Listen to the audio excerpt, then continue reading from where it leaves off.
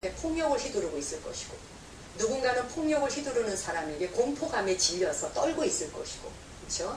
또 누군가는 현장에서 열심히 일하는 사람이 있고, 누군가는 감옥소에서 추위를 견뎌야 하는 사람도 있고, 여러 가지 형태가 있어요. 또 누군가는 아버지로서 어머니로서 열심히 살아가야 하고, 또 아이들의 경우는 무거운 가방을 들고 학교를 향해야 하고, 저마다 사람은 자기의 삶의 길 위에서 얼마나 자기가 스스로 행복하기를 위해서 열심히 노력하고 있는지 한 사람 한 사람의 삶을 바라보면 참 자기 삶을 살아내기 위해 저렇게 애를 쓰고 있구나. 심지어 기어가는 개미 새끼 한 마리까지도 자기 삶을 살아내기 위해서 이리 갔다 저리 갔다 난리를 합니다. 그 먹이를 구하기 위해. 아침에 나오면 거미 한 마리도 그 먹이 하나를 낚아채기 위해서 집을 지어놓고 계속 기다립니다. 그 먹이 하나 생길 때까지. 제가 한날은 그 먹이 잡는 거미를 지켜본 적이 있어요. 올라갔다 내려갔다 하면서 먹이가 이제 팔인가 뭐 한 마리가 거기 걸렸어요. 이걸 잡기 위해서 내려와서 그걸 다리에다 물고 올라가는데 가다 툭 떨어졌어요. 또 다시 거미줄에 걸렸죠.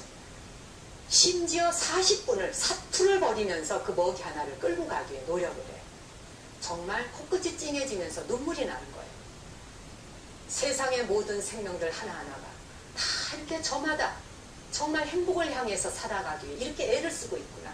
우리가 그런 눈으로 세상을 바라본다면 사람에 대해서 이해 못할 게 없고 미웠던 마음도 스르륵 한순간에 녹을 수 있다는 거죠. 제가 시작하기 전에 백두산 다녀온 이야기를 했습니다만, 백두산에 가서 보면은 야생화들이 키가 아주 낮고 작게 자랍니다. 지금 이 순간 백두산이 얼마나 춥겠습니까? 그 강렬한 추위 속에, 칼바람이 불어오는 추위 속에 스스로가 살아나가야 할 생명의 그 원칙을 스스로 익히는 것이죠. 그래서 키가 나트막하고 땅바닥에 붙은 것처럼 딱 달라붙어서 자라고 있어요. 두메양귀비나 에델바이스나 이런 수많은 그런 여리디 여리, 사람의 손만 갖다 대도 그냥 흐물어져 없어질 것만 같은 그런 여린 것들이 그 칼바람 같은 강추위를 이겨내느라 키를 낮추어서 소왕국처럼 거기에 퍼져 있는 군락지를 보게 됩니다. 그리고 우리는 그 야생화 하나를 보려면, 눈을 맞추려면 이렇게 뻗떡 서서 볼 수 없습니다. 내 무릎을 낮추고 자세를 낮추어서 들어누워야지만이 눈을 맞출 수 있어요. 우리는 그렇게 자기 삶을 살아내느라고 애를 쓰는 야생화와 눈을 맞추기 위해서도 우리의 자세를 낮추어야 합니다. 무릎을 꿇고 낮추어서 경배드리는 마음으로 그 생명을 우리는 관조하고 바라볼 수 있어요. 우리가 세상을 살아가면서 모든 생명들에게 불경스러움을 멈출 수 있다. 우리가 분노, 폭력, 폭행, 살인사건, 자살, 이 모든 것은 사실 불경스러움입니다. 생명을 소중히 귀하게 여기지 않는 마음에서 오지 않습니까? 공격하고, 그렇죠? 상대방을 해치고자 하고, 내 것을 빼앗길까봐 빼앗기지 않으려고, 아무것도 빼앗길 것이 없음에도 불구하고 그렇게 공격들을 하게 되죠. 그러나 실제 우리는 우리의 삶을 바라보면 모든 생명들은 저마다 자기의 삶에서 고통을 피하고 싶어 할 뿐이에요. 그냥 행복을 원할 뿐이에요. 그것도 아주 작고 소박한 행복, 거창한 것도 아니에요. 말은 굉장히 거창한 것 같으나 인간의 삶을 그 야생화의 삶이나 거미나 개미의 삶처럼 그렇게 오늘 나에게 양식이 있으면 되는 거예요. 일용할 양식이 있고 그러면 그것으로 감사할 수 있는 거예요. 근데 우리는 미래를 지나치게 앞당겨서 걱정하다 보니 과욕을 부리게 되죠. 과욕을 부리는 순간 우리는 공경의 마음이 사라지게 돼요. 공경심이 사라지면 불경스러워집니다. 그러면 말도 함부로 툭툭 내뱉게 되고, 화가 나면 괜히 집에 있는 개를 발길질로 툭 차버립니다. 개가 무슨 잘못이 있다고. 그리고 고양이를 탁 얼굴을 탁 때리면서 저리 가! 이렇게 화를 냅니다. 그 동물과 짐승들이 여러분에게 당해야 될, 우리에게 당해야 될 아무 이유가 없어요.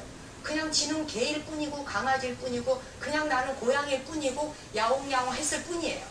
근데 우리는 화가 나는데 어디다 대고 야옹거려 하면서 얼굴 탁 때리고 발길질 탁 차고 내 감정대로 모든 존재에게 불경스럽게 대하는 태도가 몸에 익으면, 공경하는 마음을 잃게 될 때 우리의 삶은 정말 끝간데 없이 나락으로 떨어지게 되죠. 우리의 삶을 가만히 돌아보세요.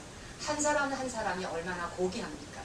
그 40분 동안 오르고 내리면서 먹이 하나를 가져가기 위해서 애를 쓰고 있는 거미, 그 거미 한 마리의 삶도 얼마나 그것이 소중하고 귀합니까? 근데 우리는 우리에게 마음에 들지 않는 사람이 있을 때 동물에 잘 비유합니다. 저 사람 원숭이같이 생겼어.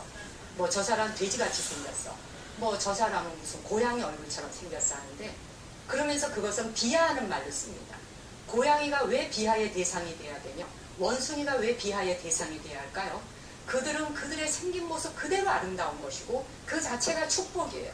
근데 우리는 인간을 제외한 모든 생명에게 비유를 들면서 비하하고 그 생명을 깎아내립니다.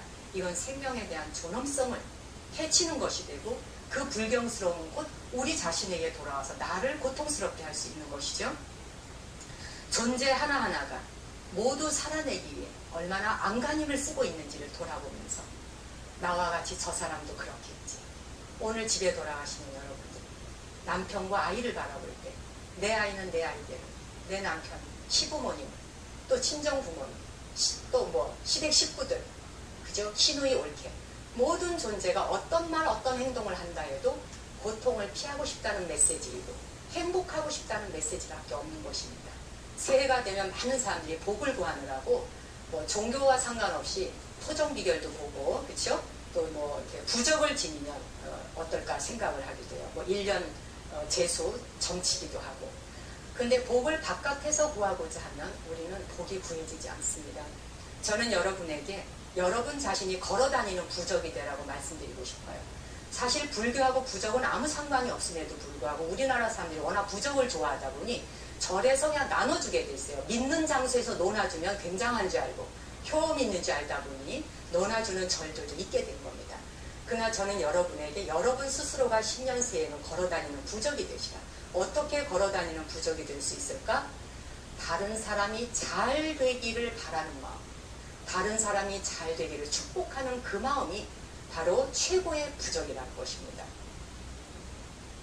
기도하는 마음으로 그렇게 자신이 걸어다니는 부적이 되고, 난 당신이 잘 되기를 바라요. 당신이 잘못되기를 바라지 않아요. 이 말 한마디가 여러분의 입에서 나가는 순간 그 사람의 가슴에 부적이 되고 그 사람의 삶의 부적이 되어서 그 사람의 삶 자체가 행복할 수 있도록 지지하고 협조하고 후원하는 그런 새로운 한 해가 되었으면 합니다. 오늘 강의 마치겠습니다.